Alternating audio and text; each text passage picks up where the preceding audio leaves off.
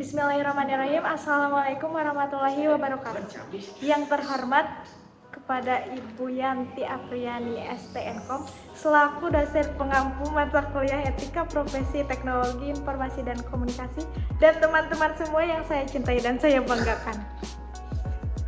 Kami dari kelompok 12 akan mempresentasikan hasil tugas makalah kami yang kami beri judul Penipuan terhadap nasabah bank yang dilakukan oleh oknum-oknum yang tidak bertanggung jawab, dengan tema data forgery. Sebelumnya, izinkan saya memperkenalkan anggota kelompok 12 yang dimulai dari saya. Pertama, Nur Apria Gisna dengan NIM 12201456 sebagai moderator dan presentator kedua.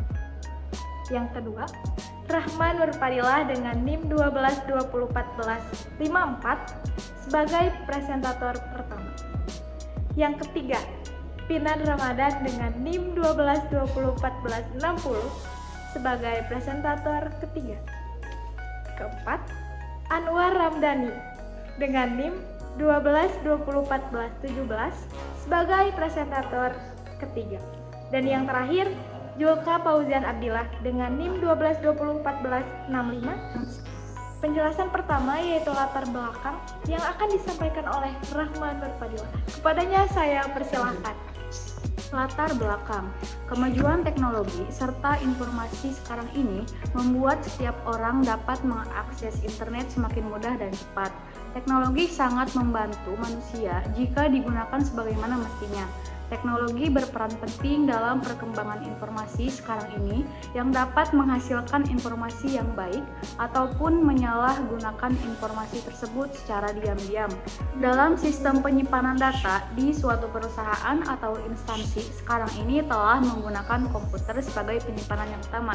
Meskipun sudah terkomputerisasi, pencurian data masih bisa dilakukan oleh oknum tertentu agar memperoleh keuntungan pribadi. Penjelasan kedua yaitu landasan teori yang akan disampaikan oleh saya sendiri. Landasan teori, teori cybercrime. Cybercrime merupakan gabungan dari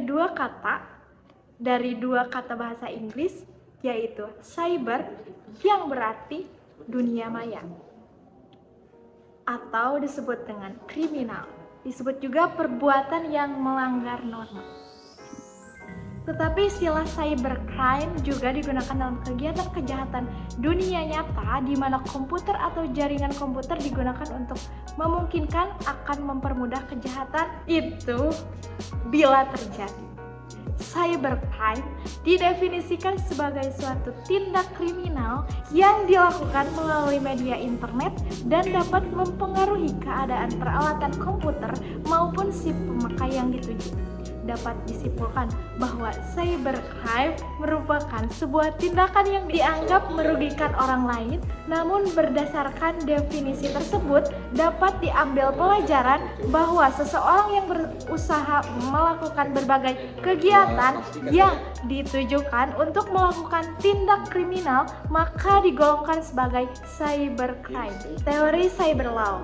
Cyberlaw adalah hukum yang digunakan di dunia maya atau cyberspace yang umumnya diasosiasikan dengan internet. Cyberlaw merupakan aspek hukum yang ruang lingkupnya meliputi suatu aspek yang berhubungan dengan orang perorangan atau hukum yang menggunakan dan memanfaatkan teknologi internet yang dimulai pada saat online dan memasuki dunia cyber dunia maya. Cyberlaw tersendiri merupakan istilah yang berasal dari cyberspace law. Cyberlaw merupakan salah satu solusi dalam menangani kejahatan di dunia maya yang demikian meningkat jumlahnya. Cyberlaw tidak akan terlaksana dengan baik tanpa didukung oleh sumber daya manusia yang berkualitas dan ahli dalam bidangnya. Tingkat kerugian yang ditimbulkan dari adanya kejahatan dunia maya ini sangatlah besar dan tidak dapat dinilai secara pasti berapa tingkat kerugiannya. Penjelasan ketiga yaitu analisa kasus yang akan disampaikan oleh Pinan Ramadan dan Anwar Ramdhani. Kepadanya saya persilahkan. Selanjutnya untuk pembahasan analisa kasus, yang pertama motif. Yang pertama phishing, yang kedua skimming penipuan telepon, yang ketiga investasi palsu, lalu modifikasi rekening, pencurian identitas, terus aplikasi palsu, dan Ponzi scam, penipuan menjanjikan tingkat pengembalian yang tinggi dari nasabah. Selanjutnya pembahasan analisa kasus penyebab. Untuk yang pertama keuntungan finansial tentunya, kemudahan teknologi, anonimitas, lalu kesenjangan keamanan, kurangnya kesadaran dalam pendidikan, yang terakhir kesulitan penegakan hukum.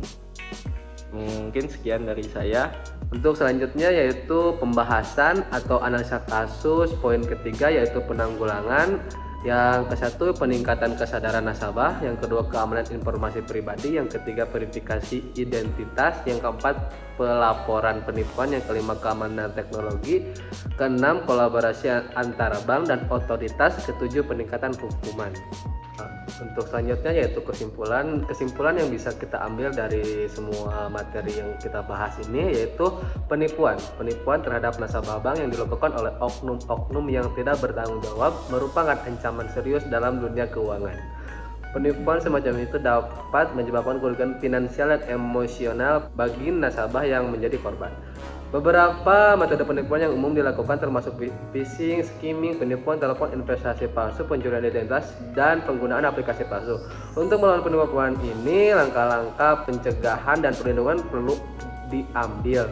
Bank dan lembaga keuangan harus meningkatkan keamanan sistem mereka, memberikan pendidikan dan kesadaran kepada nasabah tentang risiko penipuan, serta bekerjasama dengan pihak berwenang untuk menyelidiki dan mengadili pelaku penipuan tersebut. Sekian. Baik, di sini saya akan melanjutkan untuk bagian websitenya. Jadi untuk websitenya ini seperti ini, kita buat simpel aja. Di sini ada logo BSI, kelompok, dan judul makalah kita. Begini tampilannya. Kemudian di sini juga ada link untuk simulasi karena kita membuatnya makalah tentang data forgery ya. Di sini biasanya ada phishing untuk perbankan. Nah, di sini kita ambil contoh dari Bank BRI. Nah, biasanya tampilannya seperti ini. Sudah ada logo Bank Indonesia dan juga OJK untuk membuat target makin percaya. Nah, di sini kita klik lanjut. Nah, biasanya penipu meminta nasabah untuk memasukkan username dan password mereka. Misalkan kita masukkan dan juga passwordnya. Kemudian kita lanjut. Nah, nanti itu di sini akan ada kode verifikasi ke targetnya. Kemudian nanti si aplikasi ini meminta kode verifikasi ini untuk dimasukkan. Misalkan kita masukkan ke sini untuk lanjut. Ya, nanti ada pesan dari penipunya seperti ini untuk mengelabui korban. Sekian untuk demo websitenya. Selanjutnya akan saya kembalikan ke moderator. Demikianlah presentasi dari kelompok kami. Izinkan saya pamit undur diri. Mohon maaf apabila ada kesalahan dalam penyampaiannya. Wabillahi taufiq wal hidayah. Wassalamualaikum warahmatullahi wabarakatuh.